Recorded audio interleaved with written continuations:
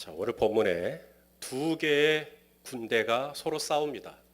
다윗의 군대 그리고 압살롬의 군대 둘이 싸워요. 그리고 결과는 다윗의 군대가 압승을 거두게 됩니다.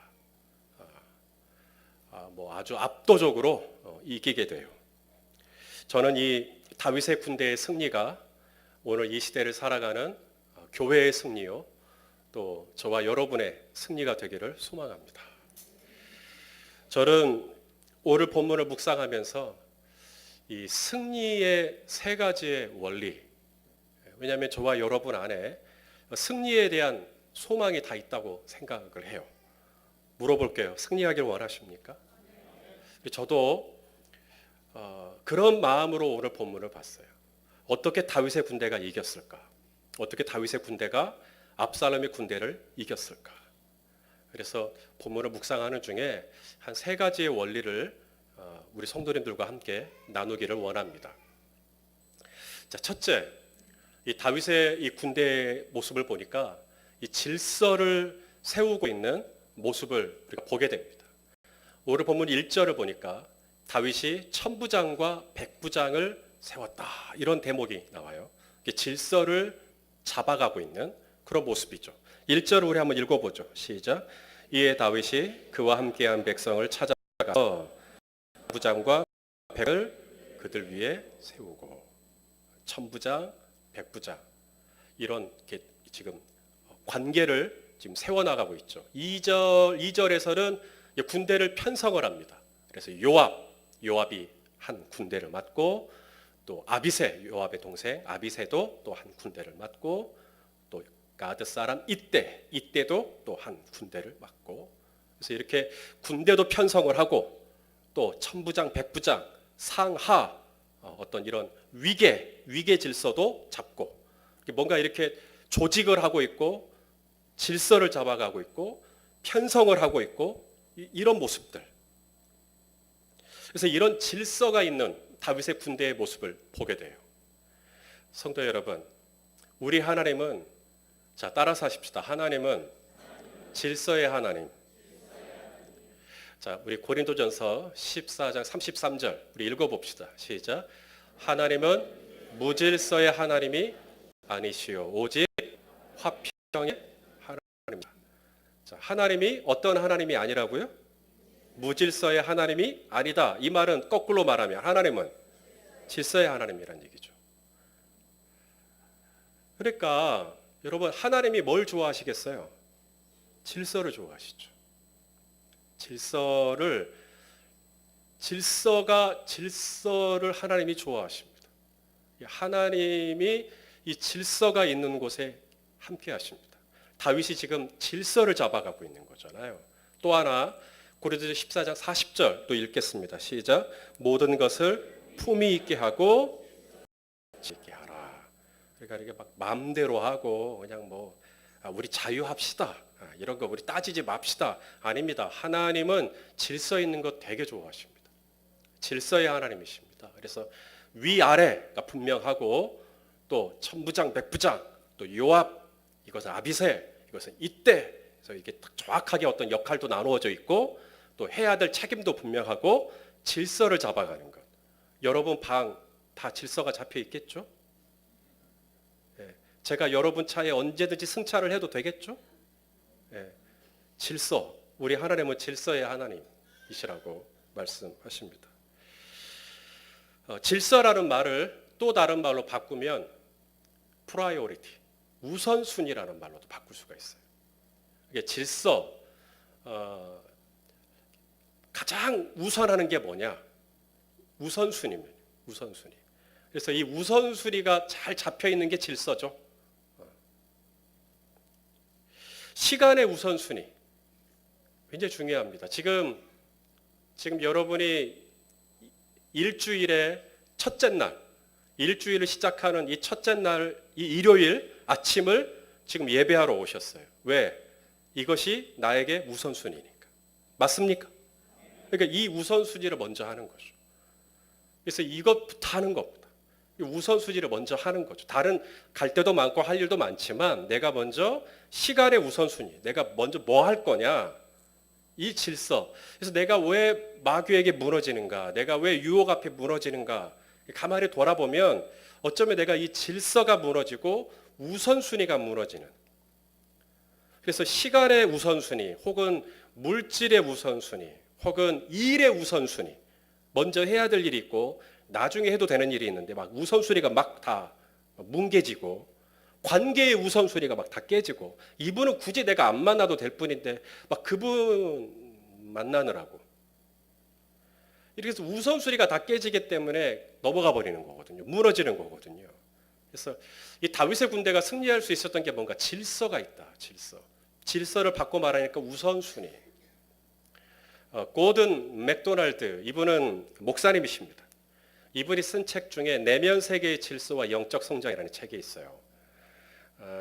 이 책을 이미 읽으신 분이라면 한 번 더 읽어보시기를 권하고 싶고 아직 이 책이 없으시다면 한 번 꼭 사서 읽어보시기를 권하고 싶습니다. 작년에 저희 교육자들도 다시 한번 이 책을 읽고 서로 새벽에 토론하고 막 그랬던 적이 있습니다.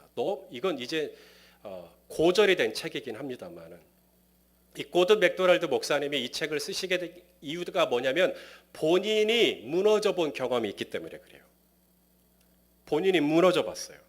정말 잘 나가는 목사님, 정말 너무너무 유명하고 정말 그렇게 유명하고 막 조명받고 그런데 한순간에 훅 가버린.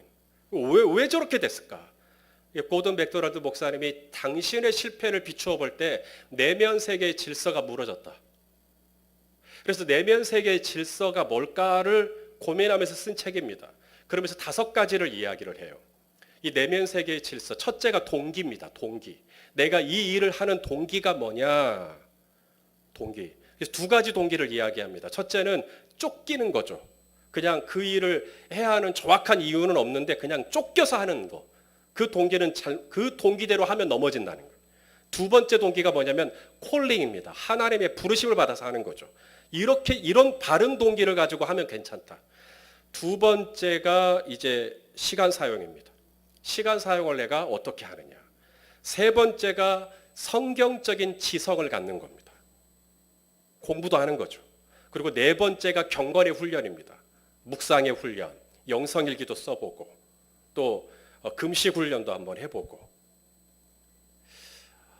이 경건의 훈련이 내가 얼마만큼 되어 있느냐 이런 것들이 내면 세계의 질서를 잘 잡아준다는 거죠. 그리고 마지막이 안식입니다. 쉼.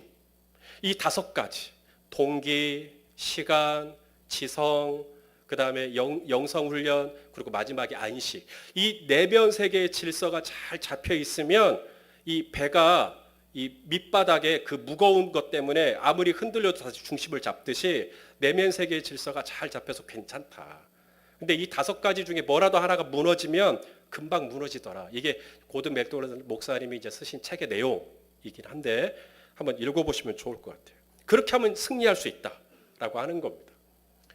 저는 또 이 질서라는 말을 그렇게도 봤습니다. 하나님이 세우신 질서, 하나님이 세우신 권위에 순종하는 것, 이것도 질서죠.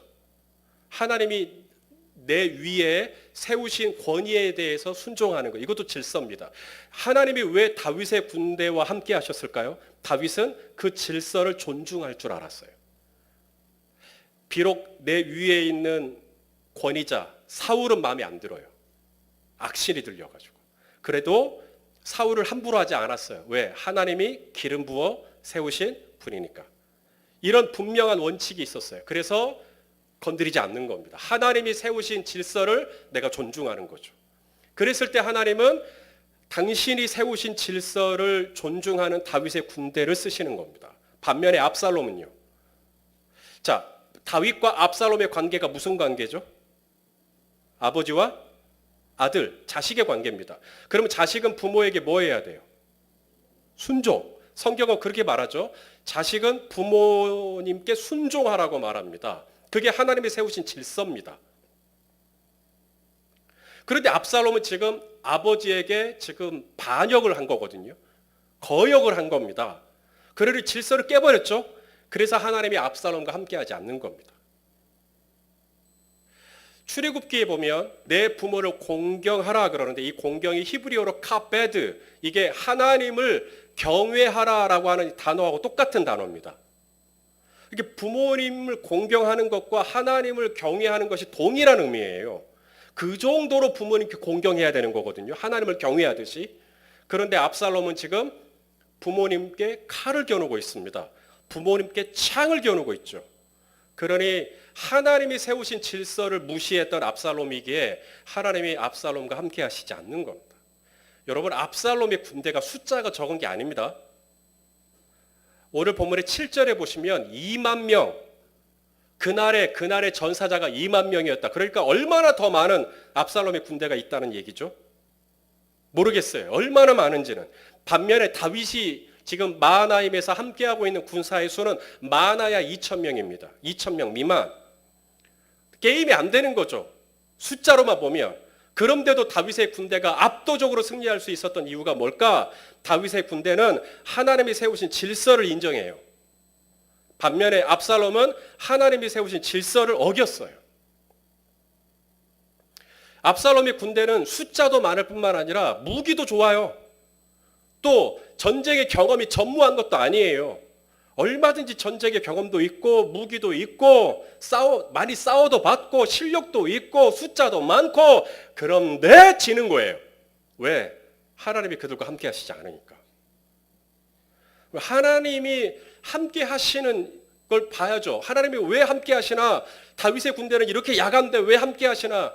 다윗은 하나님이 세우신 질서에 순종하는 질서가 있어요. 그 군대에는 천부장, 백부장, 요압, 아비새, 이때 이렇게 막 질서를 세워요. 우선순위가 있어요. 위계가 있어요. 하나님은 무질서의 하나님이 아니십니다. 하나님은 내가 질서를 존중하고 내가 질서를 따라가기를 원할 때 하나님이 그걸 기뻐하셔요. 그리고 내가 그 질서를 존중할 때 하나님이 그들과 함께 하기를 원하시죠. 그러니까 승리는 쪽수로 얻는 게 아닙니다. 하나님이 인정하시는 원리와 원칙을 따라가는 겁니다. 그게 바로 질서입니다. 이게 첫 번째 원리죠. 자, 두 번째, 다윗의 군대가 승리할 수 있었던 원리는 좀 달달한 용어입니다만 사랑입니다. 전쟁이라는 이 단어는 굉장히 거친데 이 원리를 보니까 사랑이에요. 사랑. 오늘 보면 2절을 보니까 끝부분입니다. 요압과 아비새와 이때와 이렇게 쫙 나누고 난 다음에 다윗이 백성들에게 뭐라 그러냐면, 나도 따라서 합시다. 나도 반드시 너희와 함께 나가리라. 자, 성도 여러분, 지금 다윗이 그냥 해본 말일까요? 진심일까요? 진심이죠? 맞습니다. 다윗은 그냥 떠보려고 한 말 아닙니다. 다윗은 이거 반드시 내가 너희와 함께 하겠다. 이거 진짜입니다. 이거 진지하게 한 말입니다. 내가 이렇게 말하면 하지 말라고 하겠지, 계산하고 한 말이 아니고 다윗은 진짜로 한 말입니다. 내가 너희와 같이 하겠다. 내가 너희와 같이 싸우겠다. 만일에 다윗이 진짜로 백성들과 함께 전쟁에 나가게 되면 어떤 일이 일어나는지 아시겠죠? 다윗이 압살롬과 싸우게 됩니다. 아비와 아들이 붙게 됩니다. 그러면 어느 아비가 아들에게 칼을 겨누겠습니까? 이것을 뻔히 잘 알고 있던 다윗의 백성들이 뭐라고 말하죠? 3절에 왕은 나가지 마소서. 이 3절 말씀에서 아주 마음이 뜨거워집니다. 좀 길긴 한데 우리 3절 말씀을 같이 한번 읽겠습니다. 시작. 백성들이 이르되 왕은 나가지 마소서. 우리가 도망할지라도 그들은 우리에게 마음을 쓰지 아니할 터이요. 우리가 절반일지라도 우리에게 마음을 쓰지 아니할 터이라. 왕은 우리 만명보다 중하시오니 왕은 성에 계시다가 그를 도우심이 좋으니이다. 자, 다윗과 함께 있는 백성들이 몇 명이라고요? 10,000명이라고 지금 말하지만 진짜로 10,000명이 아닙니다. 지금 다윗과 함께 있는 군사들의 수는 지금 2,000명도 채 안 돼요. 그런데도 지금 왕의 목숨은 우리 10,000명보다 중하다. 이 표현은 무슨 말이에요? 그만큼 지금 다윗은 우리에게 중요한 분입니다. 당신은 우리에게 소중한 분입니다. 당신은 우리에게 가치 있는 분입니다. 지금 그 얘기잖아요. 여러분, 이렇게 다윗을 아낍니다. 이렇게 다윗을 보호하려고 합니다. 이렇게 다윗을 챙겨줍니다. 이렇게 다윗을 사랑합니다. 이런 군대를 누가 이깁니까? 다윗은 기꺼이 부하들을 위해서 자기의 목숨을 걸고 내가 나갈게 라고 말하고, 부하들은 다윗을 위해서 자기의 목숨을 걸고 안 됩니다. 안 됩니다. 저희가 나가겠습니다. 다윗은 백성들을 위해, 백성들은 다윗을 위해, 서로가 서로를 위해 기꺼이 목숨까지 내놓는 이런 사랑의 공동체를 누가 이겨요? 여러분, 빈스 롬바디 감독이라고, 뭐 우리나라는 미식 축구가 별로 유명하지 않지만 미국 같은 경우, 저도 남아공에 잠깐 있었습니다. 남아공은 미식 축구 아주 열광합니다. 국민들이. 미국의 이 빈스 롬바디라는 이분이 얼마나 유명하냐면, 미국의 프로 미식 축구에서 가장 큰 경기 대회가 슈퍼볼 경기가 있어요. 슈퍼볼 경기가 있는데, 그 슈퍼볼 경기의 우승컵 이름이 롬바디 컵입니다. 이분의 이름이 그 컵 이름이에요. 그러니까 미식 축구를 하는 선수들에게 가장 영예로운 컵, 빈스 롬바디 컵입니다. 그 감독의 이름의 컵을 갖는 것이 선수들에게는 최고의 영광인 거죠. 그럼 도대체 이분이 도대체 어떤 감독이길래 그렇게 사람들이 그러는가 봤더니, 이분이 1959년 그린베이 패커스라고 하는 팀을 처음 감독을 맡게 돼요. 이분이 처음 이 팀을 맡았을 때 이 팀의 지난 전년도 성적이 1승 10패였습니다. 그러니까 승률이 10%도 안 되는, 10번 싸워서 한 번 이길까 말까 하는 그런 팀이에요.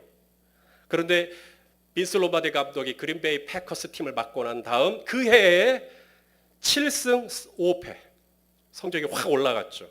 그리고 1967년도까지 8년 동안 이 팀의 감독으로 지내는 동안 프로 미식 축구 챔피언을 5번을 거머쥡니다. 그리고 1967년 처음 슈퍼볼 대회가 처음 창단이 됐을 때 그 해에 미국의 챔피언 팀, 그 다음에 한 번 더 챔피언, 이런 식으로. 그래서 그분이 감독으로 있는 동안 패커스의 전적은 105승 35패 6무, 승률이 7할 5푼. 그러니까 10번 싸우면 7번 이상을 이겨요. 전설입니다. 그러니 기자들이 궁금하죠. 도대체 어떻게 팁을 이렇게 바꿔놓냐는 거죠. 팀 선수들을 보니까 뭐 옆에 팀 선수나 뭐 이쪽 팀 선수나 뭐 등치는 비슷비슷하고 기량도 비슷비슷하고 뭐 경기장에서 뛴 거나 뭐 다 비슷비슷한데 뭐 별 차이도 없는데 왜 그렇게 잘하냐는 거예요. 당신 팀에 특별한 비밀 병기가 뭐 있습니까? 이런 거 이제 물어보는 거죠. 이때 빈스 롬바디 감독이 자기 그린베이 패커스 팀이 가지고 있는 게 하나가 있는데 아주 유명한 말입니다. 사랑이라고 얘기합니다. 사랑. 선수들이 경기장에서 열심히 뛰게 할 수 있는 동기가 되는 것 중에 하나가 돈. 돈 준다 그러면 열심히 뛰죠. 또 하나 유명세, 뭐 TV 출연시켜주겠다, 영화 나오게 해주겠다, 막 그러면 열심히 뛰어요. 세 번째, 컵 주겠다, 우승컵, 그러면 열심히 뛰죠. 그런데 우리 그린베이 패커스는 그런 동기로 뛰지 않는다. 그럼 당신들은 왜 뛰느냐? 우리는 서로 사랑하기 때문에 뛴다. 그럼 그 사랑이 뭐냐? 저쪽 상대팀, 거인같이 생긴 상대팀이 달려오면 어이구야, 저 거인을 내가 막지 않으면 우리 팀 폴이 다리가 뭉개지겠구나. 그래서 자기가 달려가서 그 거인에게 자기가 부딪히는 겁니다. 오직 폴을 위해서, 내 동료를 위해서. 돈 때문이 아니라, 유명세 때문이 아니라, 컵 때문이 아니라 그냥 내 동료를 사랑하기 때문에. 우리는 그래서 뛴다고. 그래서 우리 팀이 이렇게 잘하는 거라. 롬바디 감독이 한 얘기입니다. 그래서 롬바디 감독의 별명이 사랑의 코치예요. 선수들이 동기입니다. 사랑하니까 하는 거예요. 사랑하니까. 오늘 다윗이 뭐라 그러냐면 내가 반드시 너희와 함께 하겠다. 진짜로 제가 당신과 함께 하겠습니다. 그리고 백성들은 뭐라 그러냐면 당신은 우리 10,000명보다 소중한 분이십니다. 당신을 잃을 수 없습니다. 당신은 너무나 우리에게 소중한 분입니다. 이렇게 백성을 위하고 백성은 또 다윗을 위하고 여러분 이런 사랑의 군대를 누가 이겨요? 반면에 압살롬 군대에는 이런 사랑이 있는가? 압살롬 군대에는 지난 시간에 보았습니다만 아히도벨 훌륭한 모략가입니다. 비상한 사람이죠. 하지만 이 아히도벨이 자신의 계략이 받아들여지지 않자 어떻게 반응했는지 기억나시죠? 자신의 계략이 받아들여지지 않자 바로 짐 싸버립니다. 그리고 자기 집으로 고향으로 내려가서 극단적인 선택을 해버립니다. 자기 의견 좀 묵살됐다고 해서 자기 제안 좀 받아들여지지 않았다고 해서 그런 극단적인 선택을 해버립니다. 그러니까 아히도벨의 동기는 순전히 자기 지위 때문이었고 자기 명예 때문이었던 거죠. 자기 때문에 압살롬 옆에 남았던 겁니다. 전체를 위하는 마음이 없어요. 다른 사람을 위하는 마음이 없어요. 공동체를 위하는 마음이 없어요. 사랑이 아닌 겁니다. 사랑이 아닌 동기로 뭉쳐져 있는 압살롬의 군대가 될 리가 없죠. 반면에 다윗의 군대는요, 지극히 약해요. 딱 봐도 숫자도 얼마 안 돼요. 그런데 다윗의 군대는 강합니다. 왜? 서로가 서로를 위해서 기꺼이 내 몸을 바칠 준비가 돼 있어요. 이런 팀은 당해낼 수가 없는 겁니다. 마지막, 다윗의 군대가 승리할 수 있었던 이유가 뭘까? 지혜 때문입니다. 지혜. 오늘 이 다윗의 군대와 압살롬 군대가 싸운 곳이 어디냐면 에브라임 수풀이에요. 6절에 보니까 에브라임 수풀. 자, 지명 이름이 하나 나왔으니까 한번 같이 따라서 하죠. 에브라임 수풀. 에브라임 수풀이 어떻게 생겼는가 찾아보니까 이렇게 생겼습니다. 딱 봐도 굉장히 복잡하게 생겼죠. 굉장히 우거진 곳입니다. 험한 곳입니다. 이 에브라임 숲에 들어갔다가 압살롬이 머리에 걸려버립니다. 긴 머리가. 그래서 큰 일을 당하죠. 8절에 보니까 오늘 본문이 끝나는 8절에 보니까 칼에 죽은 사람보다 어땠다는 거예요? 수풀에서 죽은 사람이 더 많았다라고 말합니다. 그러니까 압살롬 군대가 대패하게 된 결정적인 이유가 뭐냐면 칼을 못 써서 죽은 게 아니고요. 에브라임 수풀을 연구하지 않았던 겁니다. 에브라임 수풀이 어떤 곳인지를 공부하지 않았어요. 그냥 간 겁니다. 숫자만 믿고. 하지만 다윗은요, 숫자가 얼마 되지 않기 때문에 에브라임 수풀을 충분히 공부하고 에브라임 수풀을 충분히 연구하고 에브라임 수풀의 지형을 충분히 활용한 겁니다.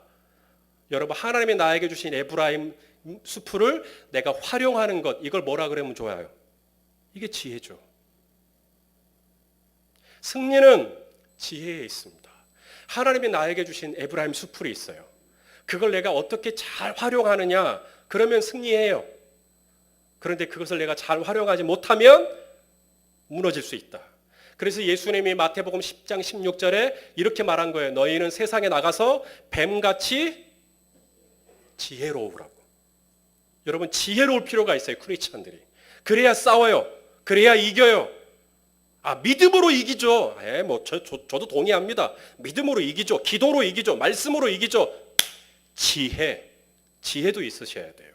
활용하셔야 돼요. 에브라임 숲을 어떻게 하실랍니까? 공부하셔야죠. 그리고 그것을 적극적으로 활용하시는 겁니다. 예수님께서 저와 여러분의 죄를 처리하시기 위해서 십자가 위에서 죽으셨습니다. 예수님이 십자가에서 죽으신다고 했을 때 아무도 예수님을 이해해 주지 못했습니다. 왜냐하면 십자가가 어떻게 축복이냐는 거죠. 받아들일 수가 없었어요. 제자들도 그렇고 어느 누구도. 왜냐하면 신명기 말씀에 나무에 달린 자는, 십자가, 나무에 달린 자는 하나님께 저주받은 사람입니다.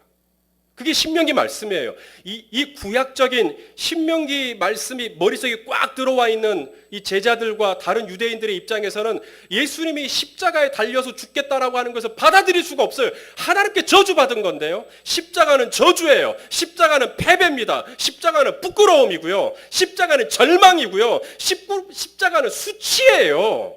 십자가는 그대로 끝입니다. 이제 끝나는 거예요. 그러니 제자들은 이것을 동의할 수 없고 받아들일 수가 없고 이것을 수용할 수가 없는 겁니다. 그래서 항변했던 거고, 그래서 붙들었던 거고, 이건 아니라고 따졌던 겁니다. 그런데 예수님은 끝내 십자가에서 달려 돌아가셨고 저와 여러분을 위하여 마지막 피 한 방울까지 다 흘려주셨어요. 그랬더니 어떤 일이 일어났습니까?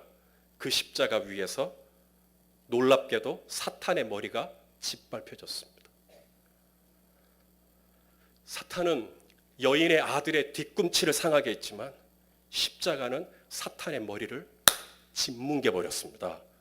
사탄은 골고다 십자가 위에서 완전히 자기들의 세력을 잃어버렸습니다. 오히려 십자가는 사단이 그동안 이 사람은 내 거, 왜? 죄 지었으니까. 죄를 지은 자마다 죄의 종이니. 그래서 이 하수웅 집사는 죄를 지었으니까 하수웅 집사는 내 거야 라고 했던 자신의 모든 권리와 자신의 모든 주장과 그래서 죄로 묶었던 모든 결박이 십자가에서 예수 그리스도의 피로 말미암아 모든 결박이 다 끊어져 버리는, 사랑하는 여러분, 이것이 십자가의 영광이요 십자가의 능력인 것을 믿으시기 바랍니다. 그래서 십자가는 수치가 아니라 고린도전서 1장 18절에 구원을 받은 저와 여러분에게는 하나님의 뭐예요? 능력이에요. 십자가는 절망이 아니라 희망이며, 십자가는 수치가 아니라 영광이며, 십자가는 패배가 아니라 승리가 되는 것입니다. 이건 십자가의 비밀이죠. 예수님이 어떻게 십자가로 승리하셨는가? 십자가는 질서이기 때문에 그래요. 예수님은 십자가를 목전에 두고 이렇게 질서를 세웠어요. 내 원대로 마옵시고 아버지의 원대로 하옵소서. 분명하게 질서를 잡은 겁니다. 그래서 내가 원하는 것이 있지만 그것은 내려놓고 아버지의 원을 따라가겠다라는 거죠. 분명하게 위기 질서를 잡아갔어요. 그랬을 때 십자가는 승리가 되는 것입니다. 또한 십자가는 사랑입니다. 요한복음 15장에 친구를 위하여 자기 목숨을 버리는 것보다 더 큰 사랑이 없다. 그리고 너희는 내 친구다라고 말씀하셨죠. 예수님이 저와 여러분을 위해서 왜 목숨을 버리냐고요? 여러분은 예수님의 친구이기 때문에 그렇습니다. 예수님이 그렇게 받아주셨어요. 그래서 십자가는 사랑입니다. 내가 너희와 함께 하겠다. 그리고 마지막 십자가는 지혜입니다. 하나님의 지혜죠. 우리 이 말씀은 같이 읽어요. 고린도전서 1장 24절 시작. 오직 부르심을 받은 자들에게는 유대인이나 헬라인이나 그리스도는 하나님의 능력이요 하나님의 지혜니라. 아멘. 하나님의 지혜예요. 그래서 몰랐던 거예요. 그것이 얼마나 오묘한 진리가 그 안에 담겨 있었는지를. 사실 지난주에도 저는 많이 넘어졌습니다. 승리의 삶을 많이 살지 못했습니다.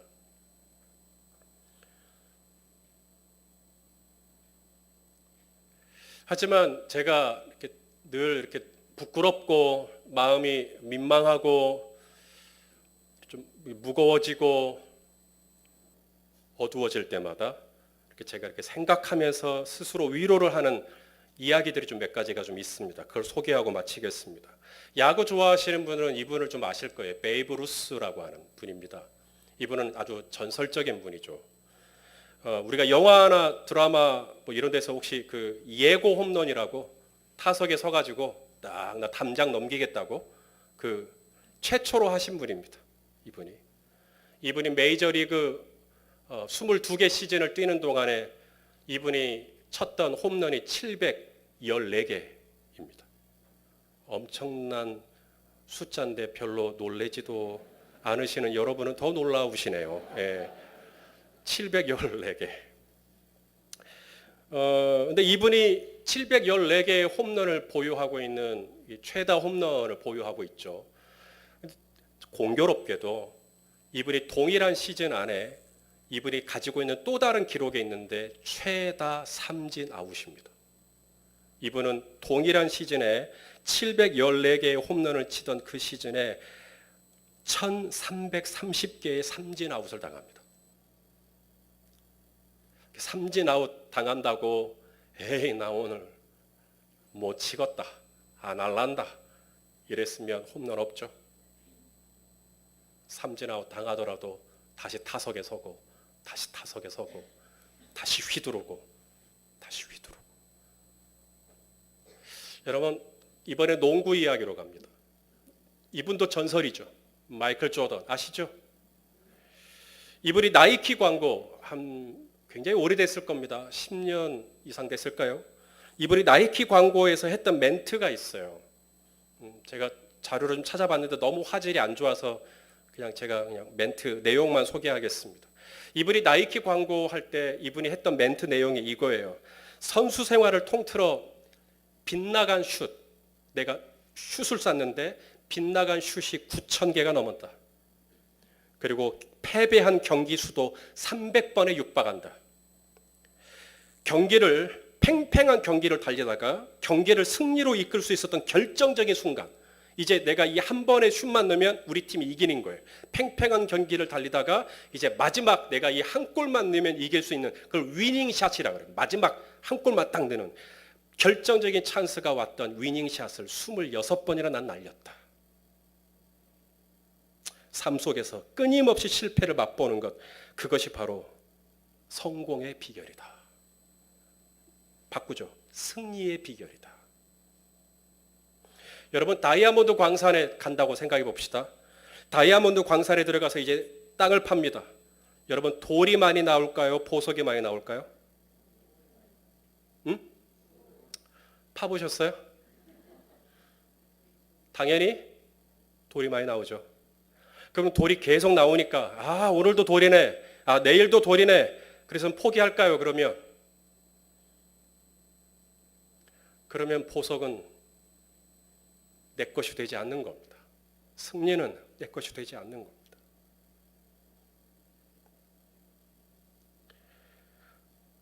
주님께 가치 있는 것은 뭘까요?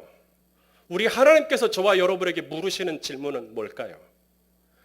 너 이 땅에 사는 동안 몇 번이나 승리했느냐? 지난 일주일 동안 손희선 목사, 너 지난 일주일 동안 살면서 너의 삶 속에서 도대체 승리를 몇 번 했느냐? 너의 전적이 얼마나 되느냐? 과연 주님이 저에게 그걸 물으실까? 제가 믿는 건 그건 아닌 것 같습니다. 주님께서 저의 삶을 두고, 그리고 우리 성도님들의 삶을 두고 진짜 우리 하나님 아버지께서 가치 있게 보시는 것은 내가 승리한 횟수가 아니라 내가 얼마나 치열하게 싸우려고 해봤느냐, 내가 얼마나 부지런히 성실하게 여전히 타석에 서서 배틀을 휘둘러 보았느냐. 돌밖에 나오지 않는다고 절망하지 아니하며 계속해서 파고 또 삽질하네 이러지 말고 계속해서 파고. 히브리서 12장 4절에 보니까 이런 말씀이 있더군요. 너희가 같이 읽어봐요. 시작. 너희가 죄와 싸우되 아직 피 흘리기까지는 대항하지 않았다. 이 말이 무슨 말이냐면 너희가 싸우되 몇 번이나 이겼냐? 성경은 그게 가치가 있는 게 아니라 싸우되 얼마만큼 진지하게 싸움에 임했느냐라고 성경은 묻겠다는 거예요. 저와 여러분이 하늘나라에 가면 우리가 몇 번이나 이겼느냐라고 하는 숫자가 기록되지 않을 겁니다. 우리는 얼마만큼이나 치열하게 이 싸움에 임하려고 끊임없이 이 싸움에 도전하고 내가 변함없이 이 싸움의 자리에 내가 서 있기로 결정했는지를 주님은 그것을 가치 있게 보실 거라 이 말입니다.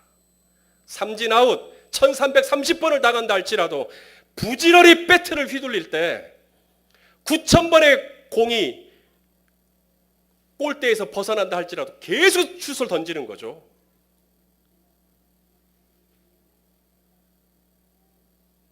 돌만 나온다고 하는 게 아니라 계속해서 파보는 겁니다. 사랑하시는 성도 여러분, 이번 주에도 저와 여러분은 승리할 때도 있을 거고요. 또 넘어질 때도 분명히 있을 겁니다. 아마도 넘어질 때가 훨씬 더 많을지 모르겠어요. 돌아서면 내가 뭐더러 그 말을 했을까? 내가 왜 거기서 그런 결정을 했을까? 내가 왜 거기서 그걸 했을까? 내가 왜 그때 홈쇼핑에서 그걸 사버렸을까? 아마 또 후회하고 또 그럴 수도 있겠지만 사랑하시는 여러분, 포기하지 말자는 겁니다. 포기하지 말자는 겁니다. 다이아몬드가 이 보석이 결코 포기하지 않은 자의 것이듯 승리는 포기하지 않은 자의 것입니다. 그러므로 사랑하시는 여러분, 뱀처럼 지혜롭게 싸웁시다. 성령님께서 오늘 저와 여러분에게 이 지혜를 주시기를 소망합니다. 또한 삶 속에 질서를 좀 세워봅시다. 우선순위를 좀 세워봅시다. 그리고 마지막, 우리 서로 사랑합시다. 서로를 위해주고 서로를 아껴주고 서로를 배려해주고, 좀 빈말이라도 당신은 10,000명보다 소중하다고. 웃잖아요, 저렇게. 웃음이 나올 수 있을 거예요. 그래도 그냥 해주는 거예요. 우리 윤영철 집사님은 10,000명보다 소중하신 분이십니다. 그렇게 해주는 거예요. 지금 말고 이 설교 끝날 때. 이번 한 주간도 우리를 넘어뜨리려고 오는 압살롬의 군대와 넉넉히 싸워 승리하시기를 예수님의 이름으로 축원합니다. 우리 옆에 있는 분